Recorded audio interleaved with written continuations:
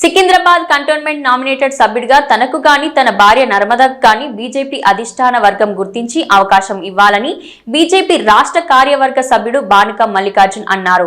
తన నివాసంలో విలేకరులతో మాట్లాడుతూ గతంలో పార్టీలో చేరి బీజేపీ ప్రతిష్టకు ఎంతో కృషి చేశానని, అదేవిధంగా ఉపాధ్యక్షురాలుగా నర్మద పనిచేసి విశిష్టమైన సేవలు అందించారని, మా సేవలను గుర్తించి వెంటనే నామినేటెడ్ పదవి ఎవరికో ఒకరికి అవకాశం ఇచ్చి ప్రోత్సహించాలని తాను కోరారు. ఈ మేరకు కేంద్ర మంత్రులు కిషన్ రెడ్డికి, బండి సంజయ్కి వినతి పత్రాలు అందజేశామని, అదేవిధంగా పార్టీ చేపట్టిన కార్యక్రమాల్లో కూడా చురుగ్గా పాల్గొంటున్నామని, ఒకసారి అవకాశం ఇవ్వాలని పార్టీ అధిష్టానానికి విజ్ఞప్తి చేశారు. ఎమ్మెల్యే ఎంపీ ఏ విధంగా కొట్టాలి, ఒకవేళ ఎమ్మెల్యే తీసుకొని రాష్ట్రంలో మొత్తాన్ని రాష్ట్రము బీజేపీ పార్టీ అధికారంలో ఎట్లా రావాలని దాని మీద పనిచేస్తాము. మేము ఈరోజు ఫుల్ ఫ్లెడ్జ్గా వ్యాపారాలలో సెటిల్ అయ్యి మా పిల్లలు ఉన్నారు, పిల్లలందరూ చదువుకొని పెళ్లిళ్ళు అయ్యి అందరూ ఉన్నారు. కాబట్టి నేను కానీ నర్మద కానీ శ్రీనివాస్ రెడ్డి అన్న కానీ ఖచ్చితంగా 24 గంటలు ఫుల్ టైం వర్కర్గా బీజేపీలో పనిచేస్తాం. బీజేపీ నాయకుల మధ్య చీలికలు రావడానికి కారణం, ప్రధాన కారణం ఏంటంటే వాళ్ళ స్వార్థ మన గుర్తించి ఇవాళ నాకు ఈ స్థాయి ఇచ్చిన బీజేపీ పార్టీని మేము జీవితకాలం మర్చిపోలేము. మేము జీవితాంత కాలము బతికినన్ని రోజులు బీజేపీ పార్టీలో ఉంటూ బీజేపీ పార్టీకి సేవ చేస్తాం, పదవులు ఉన్నా లేకున్నా. అయితే ఇక్కడ ఒక అనుభవజ్ఞురాలు కంటోన్మెంట్ నామినేటెడ్ మెంబర్గా ఒక మహిళ వైస్ ప్రెసిడెంట్గా చేసింది కాబట్టి ఒక మహిళకి ఇస్తే ఏ విధంగా ఉంటుంది అనేది కూడా ఆలోచన చేస్తుంది పార్టీ. దాని విషయంలో అట్లాంటిది ఉంటే నర్మదా గారికి ఒక application as a state executive మెంబర్గా నేను కూడా ఒక అప్లికేషన్ పెట్టుకోవడం జరిగింది. తప్పకుండా ఎవరికి ఇప్పుడు గతంలో వైస్ ప్రెసిడెంట్గా 2.5 సంవత్సరాలు చేసిన అనుభవం ఉంది, ఫైనాన్స్ కమిటీ చైర్పర్సన్గా చేసిన అనుభవం ఉంది, మెంబర్గా బాగా మంచి పని చేసింది.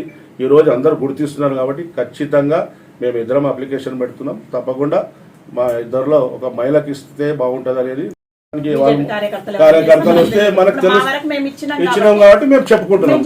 ఇవాళ నుండి 1 వీక్ ఉంది కాబట్టి ఎవరైనా పెట్టుకోవచ్చు. ప్రతి కార్యకర్తకు అవగాహన ఉంది. దీనేం పెద్ద అది బ్రహ్మ విధ కాదు. ఖచ్చితంగా కంటోన్మెంట్ డెవలప్మెంట్ కోసం రాత్రి మగలు వ్యాపారాలను రోజుకోల్గి ప్రజల కోసమే పని చేయాలని చెప్పి తెలియజేస్తాం. కాబట్టి రాత్రి మగలు 2 సార్లు 2వ స్థానంలో ఉన్నాం కాబట్టి తప్పకుండా మొదటి స్థానం తెస్తాం.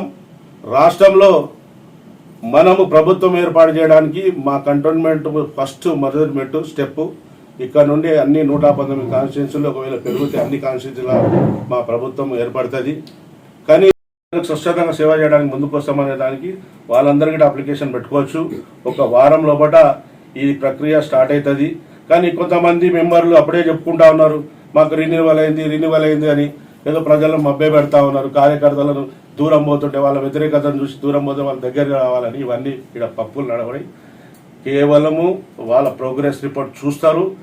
ఆ ప్రోగ్రెస్ రిపోర్ట్ ప్రకారము ఎవరైతే పార్టీకి పనిచేస్తున్నారు, ఈరోజు బూత్ కమిటీలు గిట ఏ కాన్స్టిట్యున్సీలో లేని అన్ని బూత్ కమిటీలు మా కంటోన్మెంట్లో అన్ని పూర్తి స్థాయిలో జరుగుతూ ఉంది. ప్రత్యేకంగా మా 6వ వార్డులకు సంబంధించి 27 బూతులు, అదేవిధంగా 54 యాక్టివ్ మెంబర్షిప్లకు కానీ ఇప్పుడు 52 అని 2 ఇంకా రేపు ఎల్లుండి క్లోజ్ చేసేస్తాం.